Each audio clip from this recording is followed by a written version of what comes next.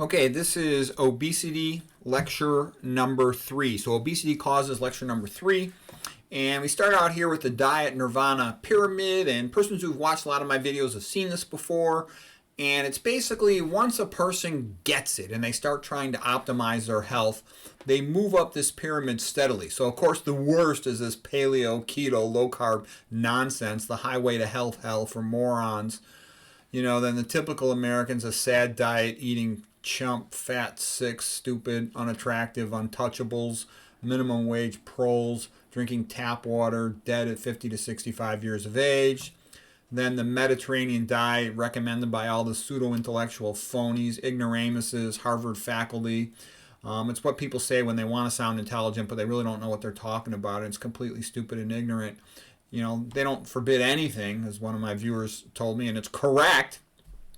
They're having olive oil and cheese and wine and fish. Stupid. Drinking bottled water out of the plastic. Okay, well anyways, you work your way all the way up to the top, which is starches primarily, veggies, and fruits. Okay, that's full nirvana. All right.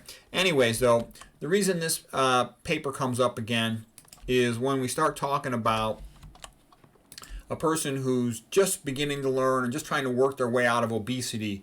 And rather than climbing, you know, the pyramid, if you will, it's a question of digging oneself out of a pit.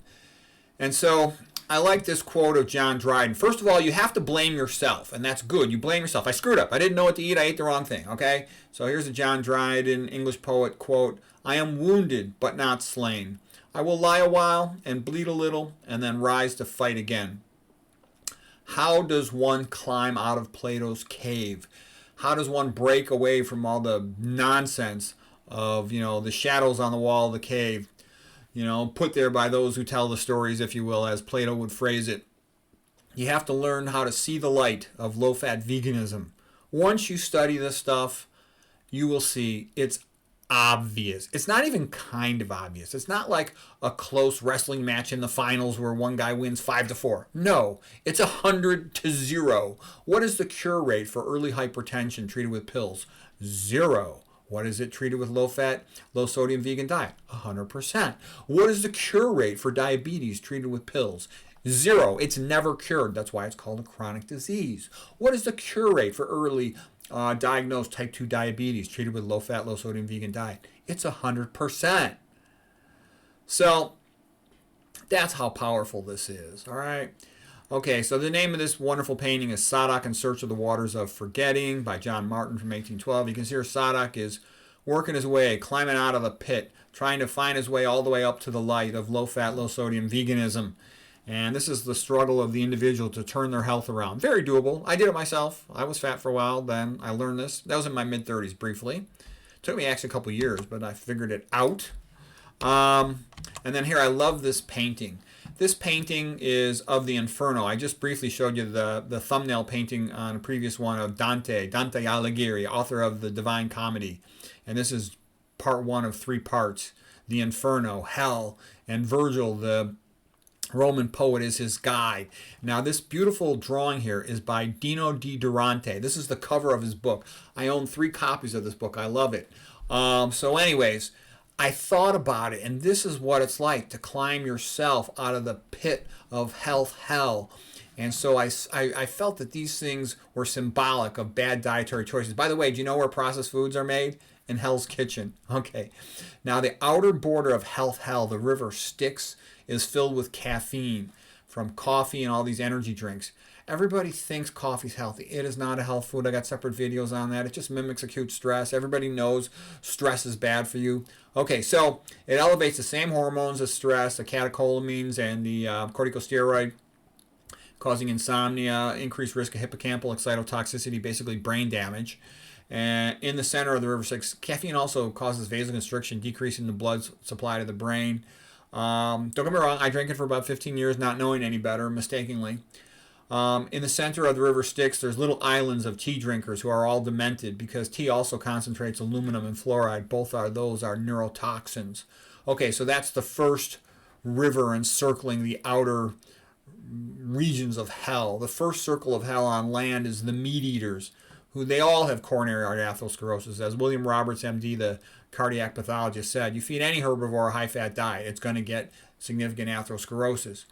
And they all, most of them want a quick fix, which doesn't really work. They go get their sternum sawed open for open heart surgery, coronary artery bypass graft, CABG, called cabbage. They'll take a leg, a vein, and staple it onto their heart. They'll reroute the internal mammary artery on the left side, called the lima, left internal mammary artery, to the LAD, left anterior descending coronary artery. And so they're all happy to do that. To me, it's like the typical stupid person thinks, well, I'll just fix my coronary artery atherosclerosis with surgery. I don't have to do anything. They don't understand. Once you sign that consent, you're going to be put on a bypass cardiac pump for at least probably an hour and a half, maybe longer than that significantly. And you run the risk of stroking out your brain due to the hypotension. They're going to run you hypotensive post-op because they don't want the anastomoses to bleed.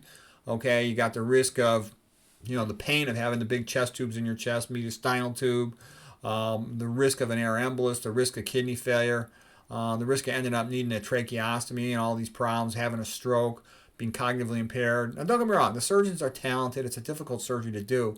But what I'm saying is, all you got to do is eat plant foods and you could prevent that. Why not?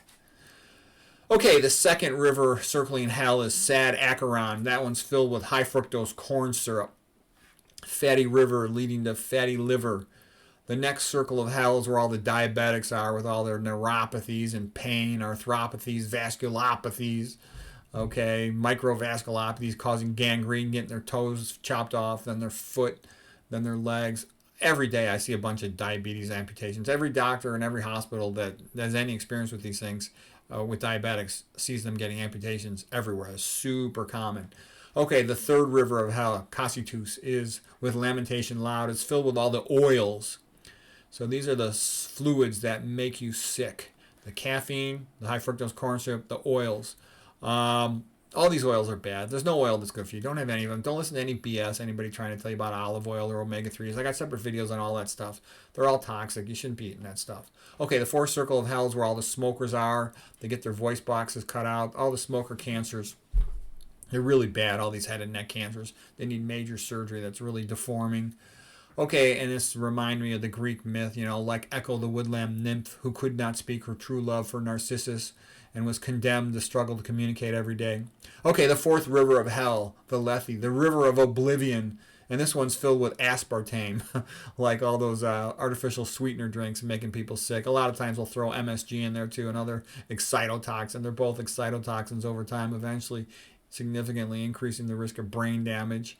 I wouldn't drink or eat any of this stuff. Fifth circle of hell is full of anxiety patients, made worse by all these excitotoxins and then piling up the sodium, the calcium, and throwing off their electrolytes, and then they're low on the things they really need, potassium and magnesium. The fifth river of hell is phlegethon, filled with alcohol, which burns a fire. And these patients get a terrible disease, pancreatitis, where the pancreas basically auto-digests their abdomen. It's a disaster. And the list goes on, the impotent circle, the hypertensive dragging their dialysis machines. So anyways, this painting is the Inferno by Dino Di Durante, the cover of his book. It's magnificent. The text comes as an excerpt from a book I wrote called Journey to Optimal Health.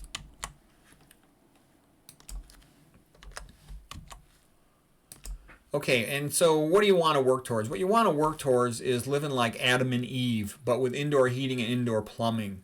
They just eat plant foods, I don't even know if they had fire to cook starches back then. Dr. McDougall believes that they did have fire from the first origin of the humans on Earth. Maybe, maybe not.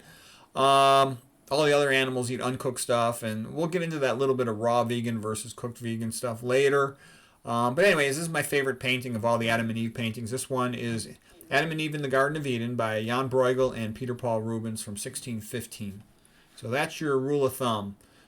Could Adam and Eve have eaten it? Or put it on their body? Now here's a beautiful painting, the School of Athens. And I like what's happening on the internet in terms of nutrition and pathophysiology videos.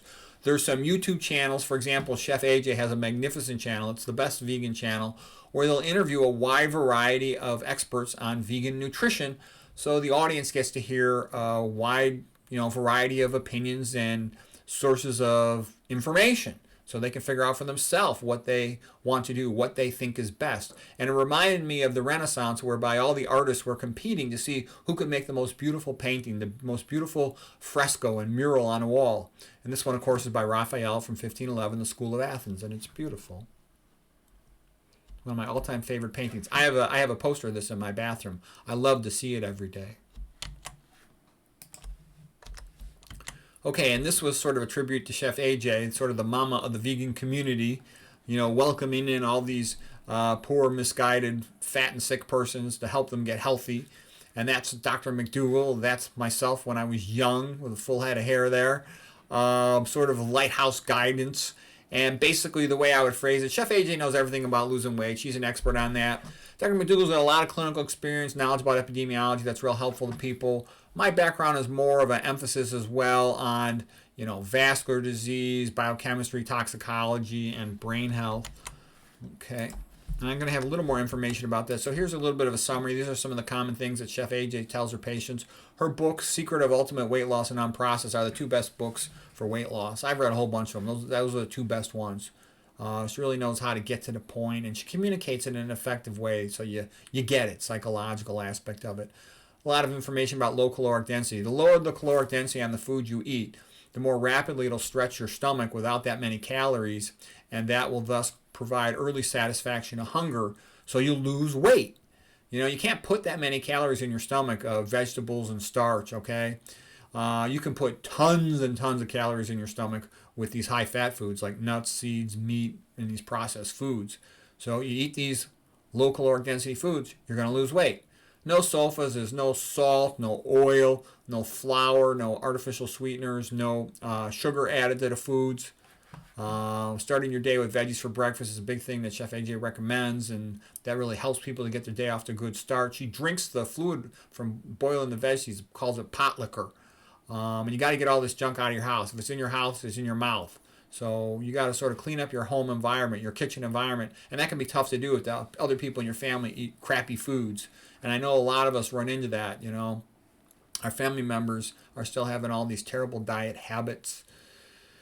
Anyways, Dr. McDougall, his most famous quote is, "The fat you eat is the fat you wear." That's an important point to get through your head, because there's a lot of BS artists out there telling everybody, they got to eat all these high-fat foods. You don't. There's no such thing as fat deficiency.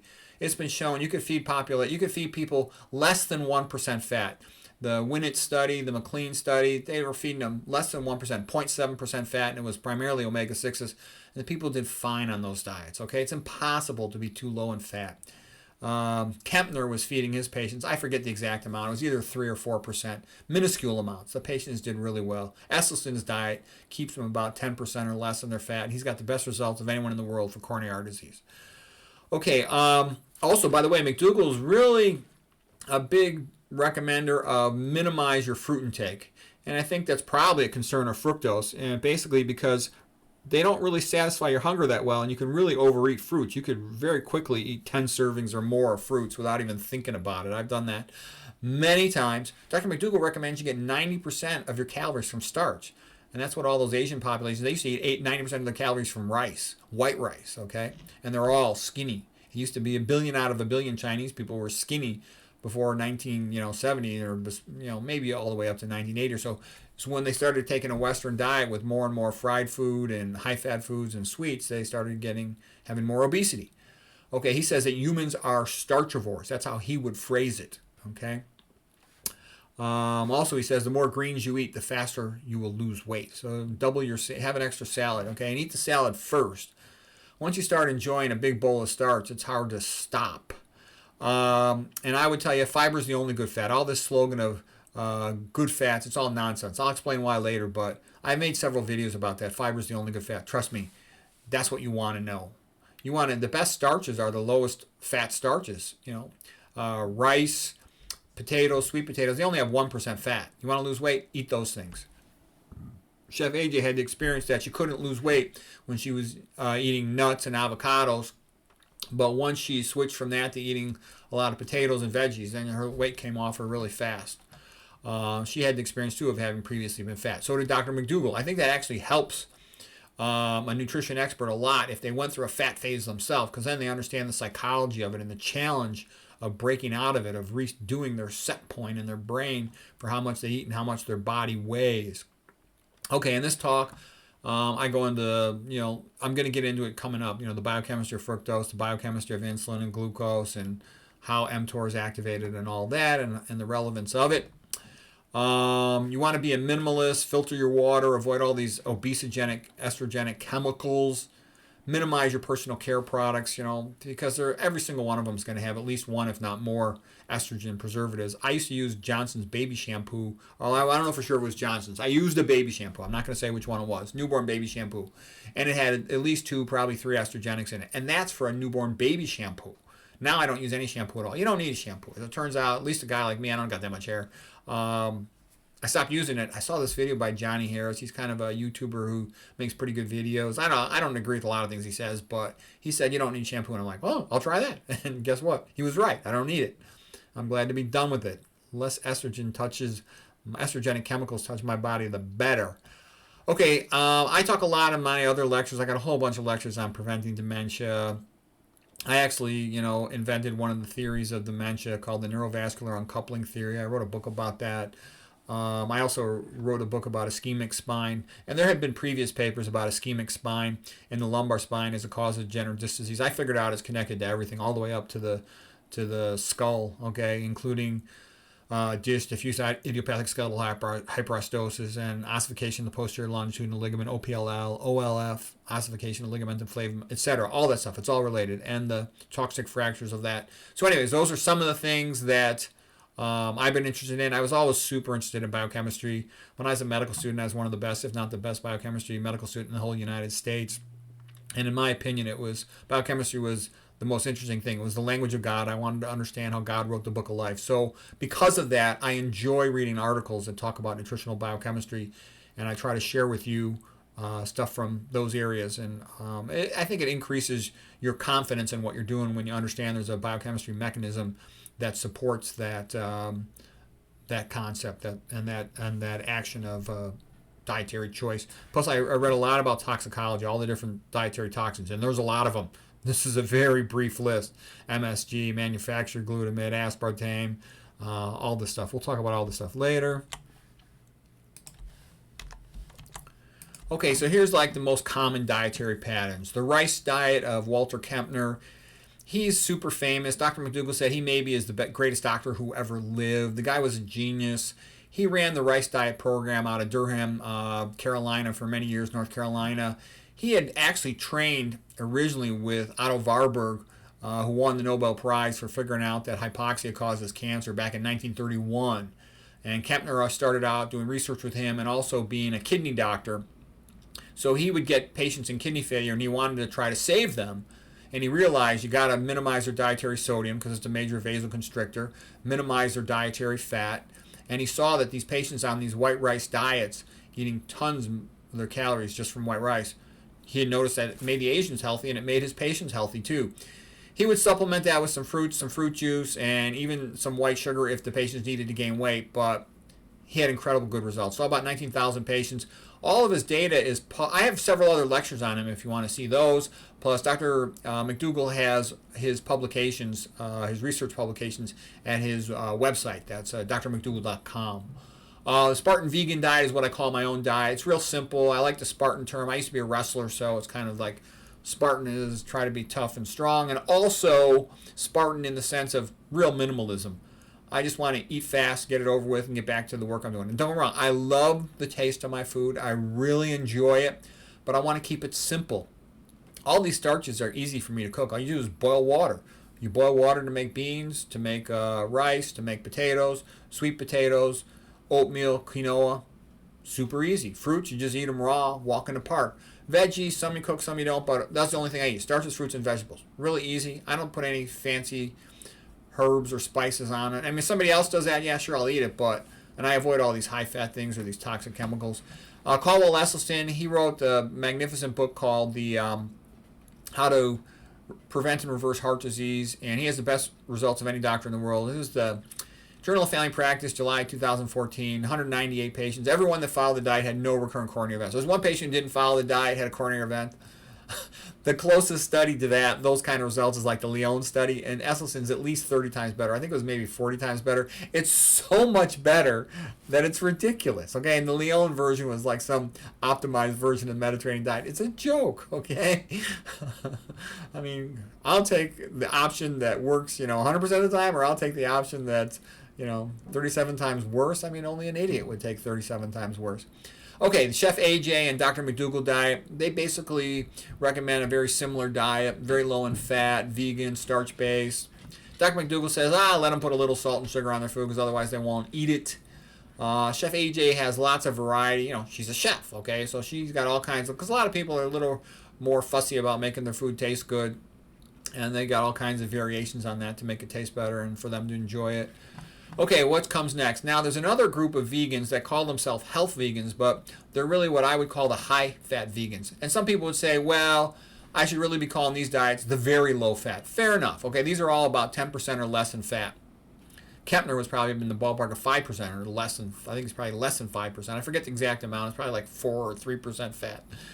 The high-fat health vegans, they'll recommend a lot of fat foods, things like nuts, omega-3, sources like flax, chia, olive oil, avocados, soy. In my opinion, all of these foods are like billion-dollar foods, so corporate makes all these bogus, fake, so-called research study. These rich companies, they got billions of dollars. It's easy for them to pay $1 million to do a fake research study. They buy a journal, they pay off the scientist, and the public don't understand. The scientist has to say the product is good. Otherwise, they'll never get funding again. They'll get blacklisted from their field. So they have to do whatever the corporate company says. And the corporate company, they could buy the professorship at the researcher's school and get the guy fired. They've got that much money. So that's why a lot of times when people say, I want to know what science says. Yeah, right. Most science is fake in the modern journals. Just so you know, most of it is just corporate nonsense, all right? A good thing to do a lot of times is look at the basic properties of a food. Look at basic animal studies. That is much more likely to tell you the truth than something in a more recent corporate-owned fake journal. Okay, philosophic vegans equals animal rights. Some people eat plant foods for that reason. They tend to eat lots of junk food. They're not healthy. Then there's the religious plant eaters like the Seventh-day Adventists, and they're quite variable. The more vegan and low-fat they are, the healthiest they are. But the Seventh-day Adventist vegans have the longest lives of any population that's recorded in the history of the world that's known. Okay, their females would live an average, I think, of about 89 years of age, and their men would live an average of 86 years of age. So that's extraordinary. And the other thing people forget is not only do they live longer, but they live healthier. I've seen lots of Americans make it to 90, but they're all demented, so what good is it? Not all of them, but a lot of them are. So it's not only just how long you live, but it's the quality of your life in your older years. And the quality of life in the older years can be very joyful if you're healthy. My mom had cancer. She died at about 70 years of age, but man, her 60s were just full of joy. She was so happy. That actually made me happy thinking, gosh, you can really enjoy life in your 60s, because she was super happy until the end when her cancer finally caused her to die. Okay, next category is the sort of the mixed club, the lacto-vegetarian. So lacto is milk, lacto-ovo is milk and eggs, lacto-ovo pesco, pesco is fish. Lacto-ovo pesco is pretty much like the Mediterranean diet. And like I said, people who are ignoramuses that want to pretend they know what they're talking about, they typically recommend the Mediterranean diet. And it's a sign of ignorance and incompetence, okay? And the other thing I'm going to tell you is whenever you hear people talking about diet, the more fancy the university the person comes from, or I wouldn't say where they come from, the university they work for, if they work for a big name university, I can guarantee you, I've never seen anyone from a big name university who's still working at that big name university have good information about nutrition. They're always bogus, okay? And it's because there's no money in this nutrition. So if you're working for a big university and you want to get grant money, you have to please the big corporation, so they won't give you grant money. And usually the person who will become, the chief of the department in one of those places is good at getting grant money. So it's almost by definition, they always stink at nutrition and disease prevention, okay? What's the next step down? Down into the pits of hell, the SAD diet. Standard American diet is just a disaster. Lots of processed food, meat, oil, estrogenics, highway to health hell. And all these are the typical patients you see in a hospital, and a lot of people think, oh, isn't it nice being a doctor? They think it's kind of like this glamorous intellectual job. No, a lot of being a doctor is just sad and pathetic. You take care of all these people. They're clueless, they're sick, and they're just, fading out and deteriorating. And some people, like when the person watching this video thinks of a patient, they think of themselves, probably, sophisticated, educated person seeking knowledge. That's not what the average patient's like. Cigarette smokers, alcoholics, drug addicts, they're in the hospital all the time because they're always sick.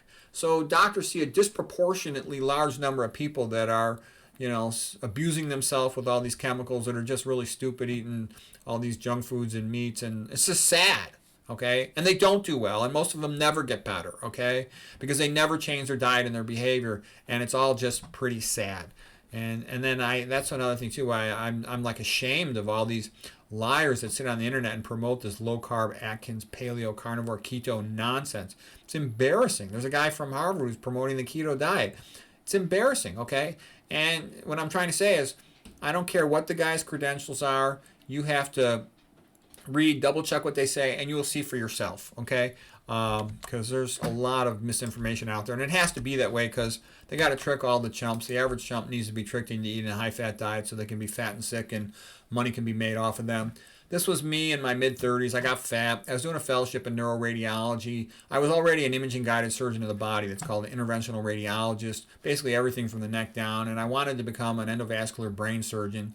That's a neurointerventionalist. So the first half of my fellowship, the first 6 months, I scrubbed on every single neuroendovascular case, which means things like coiling aneurysm, putting stents in the carotid arteries, intracranial arteries, all of that stuff, giving vasodilators intracranial into the middle cerebral artery for vasospasm with subarachnoid hemorrhage, all of that stuff. But neurosurgery's taken it over. That same year, I authored a textbook called The Pocket Radiologist Guide to the Top 100 Procedures in Interventional Radiology, okay? And then I had a baby at home with the wife, so I wasn't sleeping. I got to drinking 7 cups a day. I was drinking those Frappuccino, Starbucks, mocha things, and man, I was eating processed food. I also figured it'll be just 1 year, then I'll lose all the weight. But I couldn't lose the weight then for 2 years after that, and my sister-in-law thought I was being a little arrogant, and she said, if you know so much about food, Mr. Doctor, then why are you so fat? And I realized I was in trouble. I was up to 220 pounds. It was really fat for me, and I had to dedicate all my energy to just fixing that problem. I put everything else on a back burner for them. And that was many years ago now, and I figured out everything I needed to learn that about nutrition, but that's from constant reading and study. Plus, I also became interested in nutrition regarding the diseases of my parents and some of my patients. So this is just one example of things I do know. I bought this new house where I had a big backyard with a pool, and I started to exercise a lot more. I would walk when I would read. Like I said, I come home from work, I would walk in circles around my house and read a lot. I'd walk while I was eating, trying to get more and more movement into my day. This was the big backyard pool. It was like a 40,000-gallon pool, and it was a lot of fun. Kids had fun swimming in there. I had this jungle gym for the kids. I had a full-court basketball court. I had a tennis court practice area. I'll show you how all that works. This was the tennis thing set up. We had the wall already, but I put in this net behind it so the tennis balls wouldn't hit the neighbor's yard. So this was an awesome backyard. I loved this backyard. Used to play a lot of basketball in here. It was nice too because then the basketball would bounce back to you because of the wall there. Kids loved the whole thing.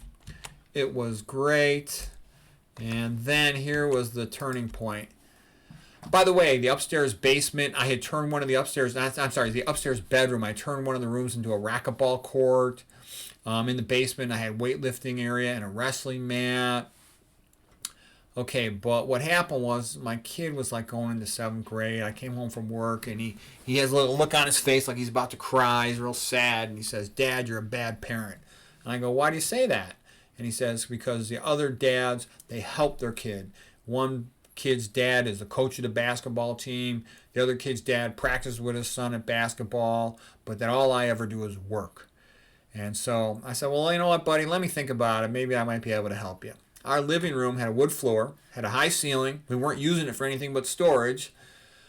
So when the wife was away at work, I knew if I asked her directly, she would have blocked it. So I had a friend come over as a carpenter. We boarded up the windows, got the furniture and the storage stuff out of there, and I made an indoor basketball court. The kids loved it. I loved it too. It was a lot of fun. Their friends would come over and play basketball. My kid was playing basketball 3.5 hours a day. I got another kid upstairs playing racquetball in the extra bedroom. And so I thought it was great. Everybody liked it except the most important person, the wife. My wife went apeshit bananas, kept complaining the house was too noisy, the bouncing balls all day long were destroying the foundation of the house. She said, you're lowering the property value. This is a house, not an effing gymnasium. We are moving. I'm embarrassed to bring anyone into this house. So, the whole big hissy fit. And we ended up having to move. I wanted to keep the family together, so I went with her. But man, do I miss that house. And my new house is kind of like a female house. It looks really nice if you come on a day when it's been cleaned up. Otherwise, it's full of dog poop, dog pee. And I pretty much live like in a man cave in the basement. I got weightlifting down there. I got a wrestling mat. I trained one of my nephews is still wrestling, high school wrestler. And sometimes I'll have friends come over, we'll wrestle technique. But most of the time, I like to do these safety squat bar squats once a week. With the handles in front, it's much easier on the shoulders. I do real high repetition sets. So they're barbell back squats, but with the safety squat bar is the key thing to know about that. By doing high reps, I get cardiac and strength at the same time. I walk a lot of stairs for exercise. So don't get me wrong, all this exercise doesn't necessarily help you lose weight, but it makes you more fit. It makes you more healthy. It raises your self-esteem. It lowers your stress. It's all good. So it's definitely good to exercise, and it improves your insulin sensitivity. So it definitely makes you healthier, but it's not the key thing to know for losing weight. A couple points on obesity theories. They say that the body needs some fat in order to be able to handle brief episodes of starvation as our ancestors would encounter. A woman needs a little more baseline fat on herself in case she gets pregnant, so it'll be available for the baby. That's why when she gets super skinny, she might stop menstruating because there's not enough fat there to support a baby. Omega-3s, for example. We don't want to be too fat or we can't climb a tree, outrun predators, or fight with endurance. The big surge in obesity after the 1980s, and what also increased at that time. Oils had already increased a lot, but they kept going up more. UPFs, or ultra processed foods, went up a lot. I think that's actually a key thing right there. MSGs now in practically every processed food. It tastes good. It gets you addicted to it. MSG is just a variant of MSG, manufactured free glutamate. All those GMO foods with their herbicides, glyphosate and atrazine, which are estrogenic, which estrogenic chemicals tend to make you get fatter. All these soy products, estrogenic too, which I believe tend to probably be obesogens because they're certainly estrogenic. High fructose corn syrup, major obesogen. Endocrine disrupting chemicals, you can think of those as being primarily estrogen disrupting chemicals. They're in the water, tons of them in municipal water supply typically. The milk now is made with pregnant cows, tons of these estrogenics. They're in lots of things. Okay. People addicted to the foods because the companies do research to find the so-called bliss point, the maximum satisfaction, and they'll do that with test audiences, the right amount of salt, sugar, fat, MSG all together to get a person hooked on the food, because we're designed to avoid starvation, so we go for the high-calorie foods and the ones that taste really good. The body has a set point that gets higher for what your body weight should be when you're eating high-fat diets. We're going to talk about why that is, and leptin's involved in that. Stress makes you fatter. We talked about that. Caloric density. The lower the caloric density, meaning the less fat there is in the food, the faster you will lose weight. All fat contributes to obesity. McDougall is absolutely correct. The fat you eat is the fat you wear. A high-fat diet will cause insulin resistance, especially saturated fat. The other ones, by leading to obesity and then spillover effect from big fat cells, they'll eventually cause insulin resistance. It's a little bit variable on how all that works, but I'm just telling you, you're not going to win with fat. There's problems with fat. They're all going to push you towards obesity. Insulin blocks the breakdown of fat, lipolysis, so it promotes fat storage, which means it promotes obesity, a fat accumulation on the human body. It'll also, when it's high, the insulin amounts, hyperinsulinemia, it'll block blood-brain barrier permeability to leptin. And the leptin is also the satiety hormone. It shuts off hunger. So what I'm saying is when leptin can't get across the blood-brain barrier to go to the hypothalamus to turn off the hunger drive, you keep on eating. Okay, so you get fatter and fatter. And what you're going to see here is there's a vicious cycle, a self-reinforcing cycle, whereby when you're eating the high-fat foods, our body perceives high fat in the blood as being starvation because our ancestors never had access to high fat food for multiple meals in a row. So when they've got all this fat in the blood from these types of meals, It tricks our brain, which shuts off the leptin effect, and it leads to overeating. What else? These estrogenics, they activate what's called the PPAR gamma switch, and that's also called the fat switch. And the estrogens are part of this whole estrogenic cascade of events. And so there's a whole bunch of them. And what you want to do is really avoid all this stuff. And the only way to avoid all this stuff is really be a minimalist, eat organic, filter your water, avoid plastics. Okay. That's sort of the basic concept. And avoid chemicals. Everybody's afraid of spiders and snakes, but average person is not afraid of chemical. I can't tell you all the different places I've been in my life. I constantly see ignorant people working with chemicals, and they don't even have a window open. They don't even have the door of the room open, and they sit there inhaling all these toxic chemicals, which tend to be estrogenic in particular with all these cleaning chemicals. Okay, Yamashima is Tetsumori Yamashima, the Japanese neuroscientist who was tasked with figuring out why so many Japanese people were becoming demented. And he figured out that it's because they changed their diet and they're eating more omega-6 oils, which is causing lipid peroxidation with subsequent metabolites called toxic aldehydes, especially hydroxynonenal. And that has a tendency to cause brain damage, especially in the ones that can't handle alcohol, because it's a similar enzymes for metabolizing the alcohol byproducts that also prevent these toxic aldehydes. But even if they don't have that acetaldehyde dehydrogenase alcohol flushing syndrome, there's still an increased risk to have problems from these toxic aldehydes, including brain damage, including pancreas beta cell damage. So that's an interesting concept. So that's one reason why you never want these cooking oils, not one drop. Okay, MSG is thought to be toxic to the hypothalamus. Russell Blaylock is this neurosurgeon who's written quite a bit about that. He believes that was partly why his father died of Parkinson's disease, and he wrote an interesting book on excitotoxins. And he's got plenty of articles and lectures on the subject as well. I think he recommends supplements too much, but he does know a lot about excitotoxins. He's a smart guy. Epigenetics, basically if a pregnant mother smokes, she's starving the baby of oxygen, and it'll cause the baby to be more prone to gain weight. So this is called an epigenic effect, when it's not the DNA itself that's being changed, but the DNA regulation. Also, if the mother was starved, like let's say during rationing in World War II or something, the kid's more likely to be fatter. So this is an example of what one might call Lamarckian evolution, in the sense that Darwinian evolution is something, or neo-Darwinism, if you will, where there's a change in the gene, like a mutation, for example, versus Lamarckian evolution means an experience of the parent or something, or the individual themselves, led to a change in how their DNA is expressed. So that would be, basically Lamarckian evolution. The classic joke of it is made, can a giraffe make themselves taller by stretching their neck?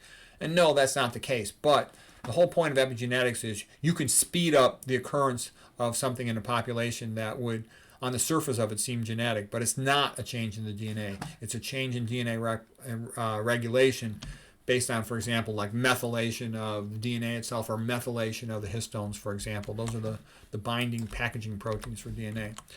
All right, now here's something really big and interesting.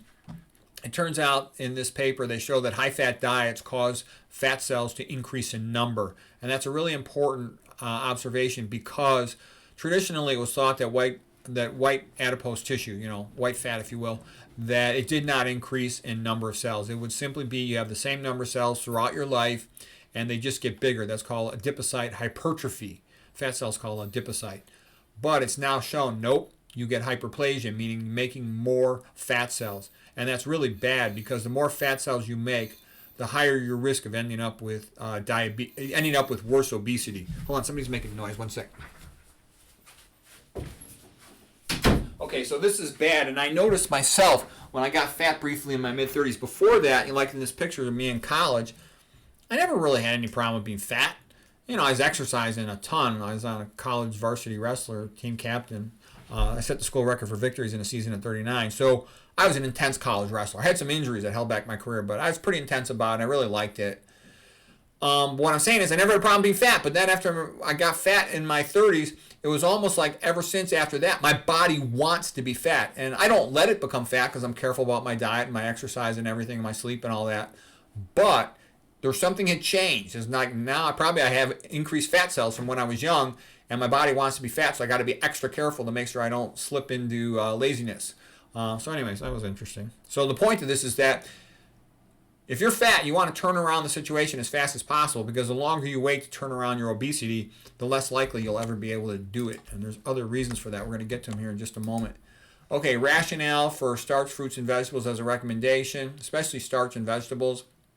Fat's bad. You can't win with fat because you're going to get insulin resistance, hyperinsulinemia, and that's going to lead to that whole negative feedback cycle of worsening obesity. We'll talk in a moment about what happens. For example, when you get high insulin, it goes to the liver and it prevents the binding protein for insulin-like growth factor. So you're going to have increased insulin goes with increased ILGF, insulin-like growth factor.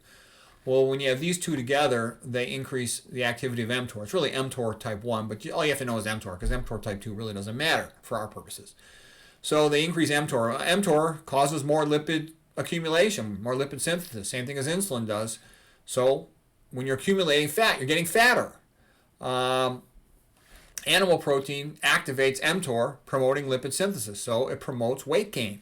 It also accelerates aging because it speeds up the rates of cell replication, so it speeds you up in heading towards the Hayflick limit, which is the maximum number of cell division. Typically, Hayflick was a microbiologist who worked with human tissue culture, and he found they only divided 60 times. These are non-stem cells, non-germ cells. And basically, the way it works is once they reach their 60 divisions, they tend to go into senescence and die. So you don't want to speed that up. It accelerates the rate at which you die. Okay, that's another problem with eating animal protein. You don't want to be eating animal protein. I recommend 0 animal protein for adults. You don't need it. There's no herbivore that eats animal protein when it gets older. There's none that drinks milk after it's weaned. Simple sugar is the big danger there. We're going to talk about fructose. The other dangers, though, a bolus of simple sugars will lead to rebound hypoglycemia, and then you eat quickly to try to get your blood sugar back up, and you end up in a roller coaster. Keep on repeating that. The best way to go is starch, complex carbohydrates, because they're low caloric density, so they stretch your stomach without too many calories. That's early satisfaction of hunger, early satiety. It takes time for the fiber to be peeled off from the glucose, for the glucose to be absorbed into the blood. And because of that, you get prolonged satisfaction of hunger with the fewest number of calories. We're made for this. That's why Dr. McDougall calls us starchivores. And that's why so many things improve when you eat a starch-based diet, because that's the species-specific diet for humans. It makes you healthy.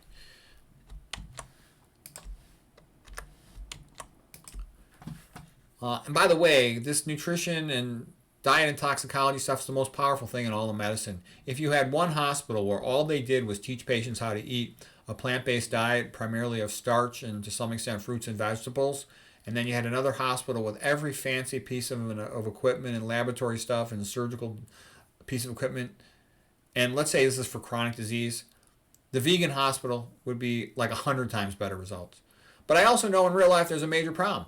Very, very, very few patients are willing to become low-fat vegans. I would bet it's in the ballpark of 1%. These are really high-functioning people. They're intelligent. They've got intellectual curiosity.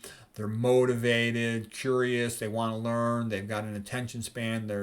They've got the discipline to stick to a diet. That's actually a really small percentage of the population. About 1%, 2% at the most. That's why it's so rare.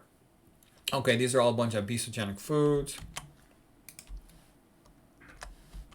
A couple things to know about leptin. Leptin's like a fuel gauge for the amount of fat storage in the body. We have to maintain some fat storage so we'll have enough fat around that we can survive a cold winter where food is scarce. But when you're a meat eater, the set point goes higher. And everybody's a set point. You know people who are fat, or anybody, they tend to be the same way year after year. So that's because they have a set point. But if they change their diet, the only way to change the set point, you can't change it by willpower for more than a couple of weeks or months. The only way to change it long term is you have to change what you eat. And the big problem is high-fat diets and hyperinsulinemia will cause leptin resistance, and then the brain can't see the leptin and it doesn't shut off hunger drive and they overeat. Okay, that's what you need to know about that. Ghrelin, it's not that important. The only thing I like about ghrelin is the gastric hormone. G for ghrelin, G for gastric. Gastric means stomach. Your stomach growls when you're hungry. Ghrelin is increased when you're hungry. The whole point of it is when you wake up in the morning, that's when you're smartest. The brain has cleaned itself with the glymphatic system. A little bit of ghrelin goes across the blood-brain barrier to the hippocampus, and it increases your sort of alertness, your synaptogenesis, your ability to learn. So when does an animal need to be smart? It needs to be smart when it's hungry. So first thing in the morning, you fasted overnight, at least. So that's why I like to do all my difficult intellectual work in the morning. I don't like to eat breakfast. The idea that you have to eat breakfast, that came from a company that sells breakfast foods. The early in the morning hours are the best time to do difficult cognitive work. On my work days, I usually eat only once. The OMAD diet, 1 meal a day diet in the evening after work. But on my regular days, I like to eat twice a day. Once a late lunch and then a late dinner.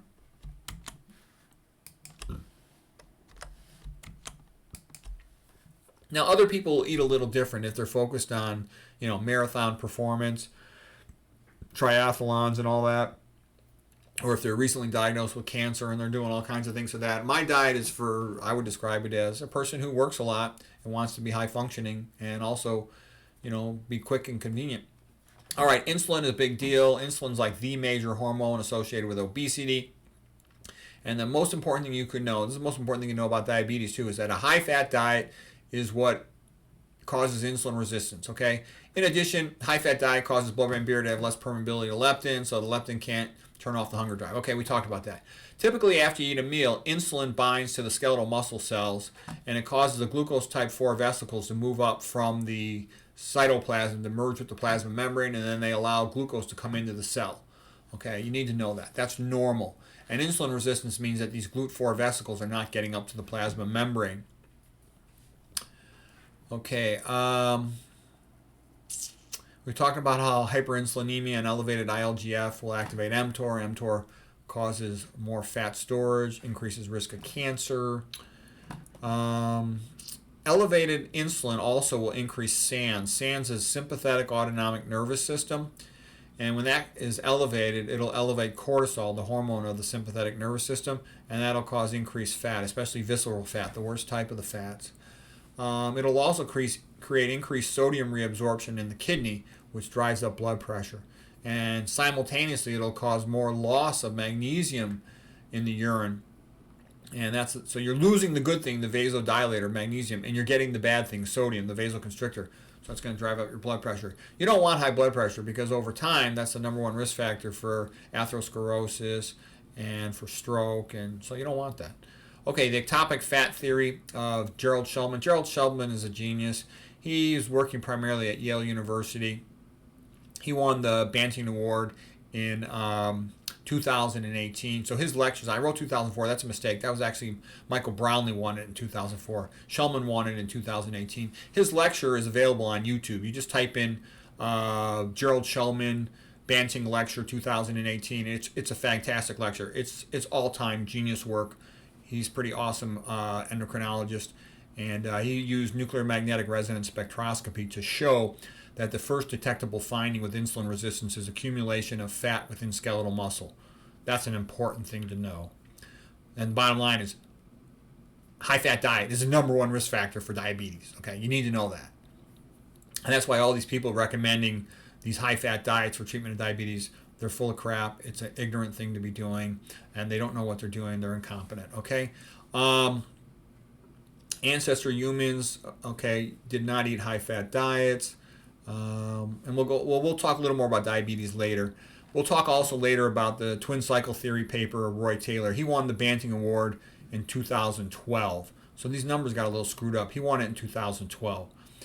He's really good. He's got videos on YouTube as well. The other guy, Brownlee, who I briefly mentioned, I don't see any good diabetes lectures of his on YouTube. You can watch one if you go to the American Diabetic Association site. You got to sign in, though, to watch the video. You can read the paper for free, though.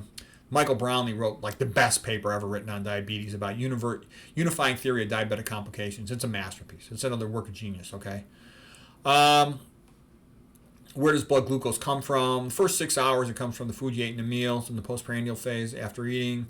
Glycogenolysis, especially the next 6 to 24 hours. And then gluconeogenesis, the making of glucose in the liver for the next 12 to 48 hours. The point of all this is that it's very easy for you to maintain blood glucose levels for 24 hours after eating.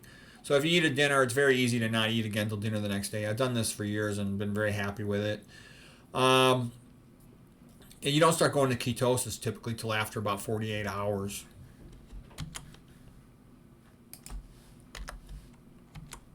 Okay, what are the things that cause insulin resistance? Well, excessive dietary fat, we talked about that. Being obese, just because then you're going to have a spillover effect where the fat cells are leaking fat into the blood, causing hyperlipidemia, which mimics this. Being sedentary because you don't get those glucose type 4 transporters up to the plasma membrane of your skeletal muscles. Excessive stress, because you elevate your cortisol, leading to obesity. Stress equivalent, sleep deprivation, caffeine, corticosteroid medications, they all elevate cortisol, so they have a similar effect as just regular old stress. Excess dietary fructose. We're going to talk about it in a separate lecture, all the ways that fructose causes hyperlipidemia and predisposes to fatty liver, and also elevated uric acid in the blood, hyperuricemia, and how that causes insulin resistance. So we'll talk about that in probably the next lecture.